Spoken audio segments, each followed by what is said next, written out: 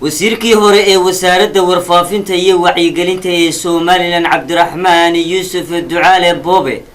oo waraysi gaar ah siiyay telefishinkan caalamiga ee Royal ee magaalada Hargeysa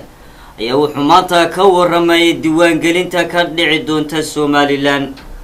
haddaba warkaasi faahfaahintiisa waxaa inoo hayay wariyaheena Faysal Maxamed Aadan Faysal FIFA. waraysigani gaarka oo maanta uu siiyay telefishinka caalamiga Royal TV wasiirka hore ee wasaaradda warfaafinta dhaqanka iyo wacyigelinta qaranka Soomaaliland qoraa Cabdiraxmaan Yuusuf Ducaale Boobe ayaa waxa uu kaga hadlay aragtidiisa ku aadan qabashada diiwaangelinaha codbixiyaasha iyo madaniga oo mudooyinkii ugu dambeeyay ay isku maandhaafsanayeen hab nidaamyeedka loo qabanayo asxaabta mucaaradka iyo xukuumadda Soomaaliland isagoo neydhisaad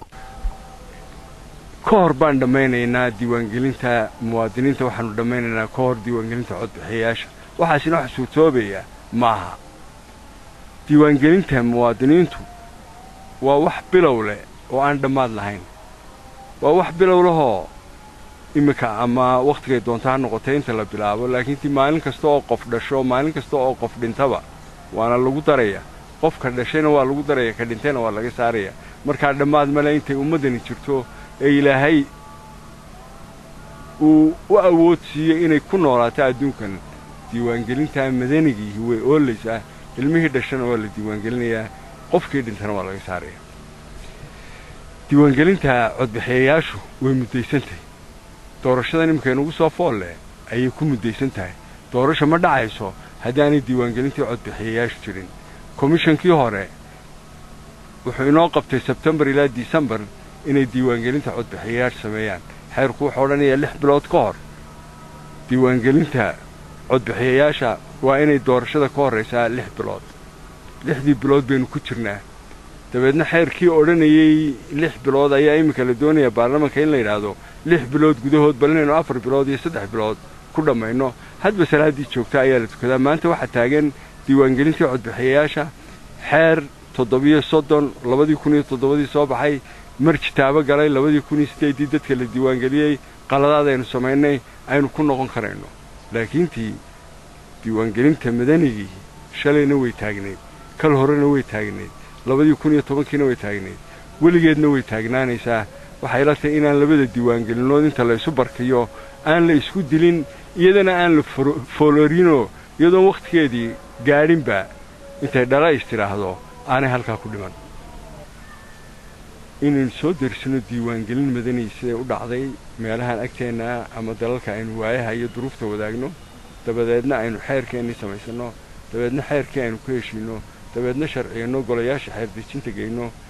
تبدأنا مدحوينو صحيحه مركا كدي إنه كتلا بسنو لكن في ديوانجلين اللي هذا الله بلاد بالو قبنا يبل بالو قبنا يضم فرسان دي يدون كي أقوانتي لوهين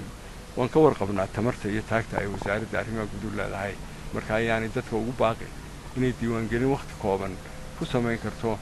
qoraboobe Yuusuf Ducaale waxa uu dhanka kale dadafeeyay markaana waxba kama jiraan ku tilmaamay muddada 6 bilood ee wasaaradda arrimaha gudaha shaacisay in lagu soo gabagabayn doono isagoona hoosta ka xariiqay in diiwaangelintaasi ay sababi karto in aanay dalka ka dhicin doorasho ma aanu ma qabeynay dib u dhac ku tahay waxaan u arkaa inaanay markaa doorasho suurtagalay markaynu ka hadlayno diiwaangelinta madaniga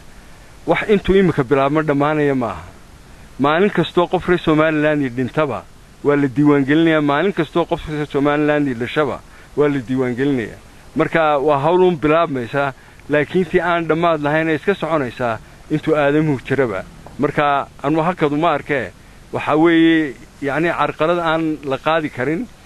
waxaan u arkaa in diiwaangelinta madanigiina saa ku dhimanayso diiwaangelinta codbixiyaashuna saa ku dhimanayso doorashaduna saa ku dhimanayso saasina sin ummadda iyo dadka iyo xukuumadda iyo cid walba u dana ma aha gabagabadina qoraboobe Yuusuf Ducaale wasiirka hore ee wasaaradda warfaafinta dhaqanka iyo wacyigelinta Soomaaliland oo wax ka weydiinay xalka uu la damacsan yahay hankiisa siyaasadeed maadaama hadda aanu ahayn siyaasi ka tirsan asxaabta siyaasadda Soomaaliland ayaa ku jawaabay saatan wallahi dadku qasab ma wada aha dadku dhimay axsaabta ma wada galaan qasab ma ahayn axsaabta la galo waa inuu qofku ra'yi siyaasi samaysto way fiican tahay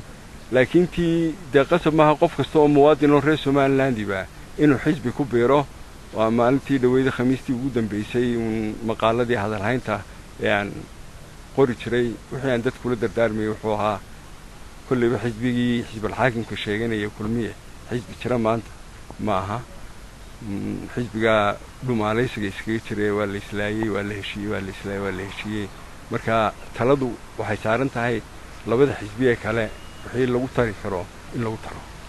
qabasho diiwaangelin ka dhacda dalka ayaa muddooyinka ugu dambeeyay si weyn loogu kala aragtida wanaag gudaha Somaliland taasi oo sababi karta in asxaabta siyaasaddu ay ka soo horjeestaan qabashadeeda oo Faisal Maxamed Aadan Faisal Fifa telefishinka caalamiga Royal TV magaalada Hargeysa.